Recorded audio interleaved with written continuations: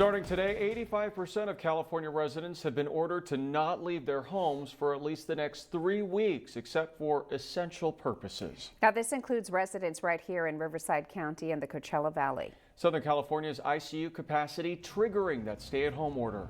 That number stands at 10.9% tonight. Here in Riverside County, only 5.5% of ICU beds are available, and coronavirus hospitalizations in the county now tops 700. We bring you team coronavirus coverage tonight live at 5. News Channel 3's Jake Ingrassi is standing by with a look at the types of businesses that are seeing coronavirus outbreaks. Shelby Nelson leads us off with the issues some of our local hospitals are now facing. Shelby. Well, Peter, Karen, some alarming numbers this evening. I spoke with a spokesperson from the Riverside County Department of Public Health, and he tells me we just had 2 days each with more than 2,000 cases of COVID-19. Those are certainly some of the highest numbers that we've seen throughout the pandemic, and health officials do fear that it could get worse as they expect to see more patients from the Thanksgiving holiday. Right now, our numbers have been going up steadily. The amount of COVID-19 cases growing in Riverside County and the Coachella Valley. For all the hospitals, we have 17 acute care hospitals in the county. Over the weekend, the entire Southern California region dipped below the state's ICU capacity threshold of 15%.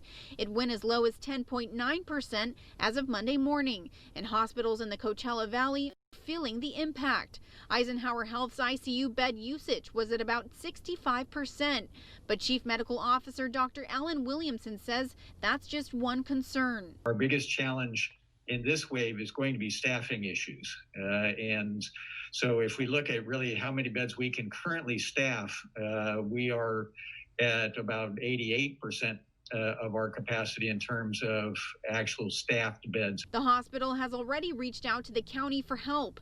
Back in July, a federal medical team was deployed to Eisenhower to help with staffing. This time around, it may not be that easy. The challenge this time, yes, we are out looking for all the staff sources we possibly can, but so is everyone else. The nation now grappling with increased case rates and the need for travel nurses and outside help.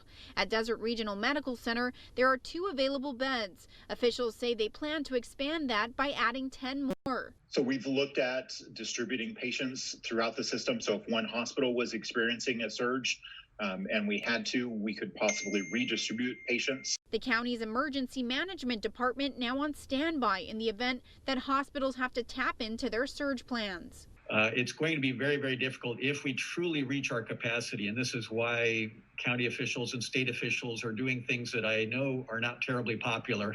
When we reach capacity, I don't think there are going to be very many available options that are traditional options. We're not going to be able to just transfer a patient elsewhere. All of the hospitals in the region are in the same situation. Now here at Eisenhower, there are about 22 patients in the ICU with 34 total beds.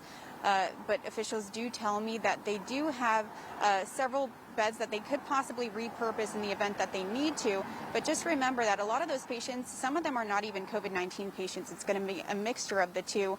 Now, also another reminder that there are 2 federal medical stations in Riverside County, and that will act as a backup. For now, live at Eisenhower Health, I'm Shelby Nelson, News Channel 3.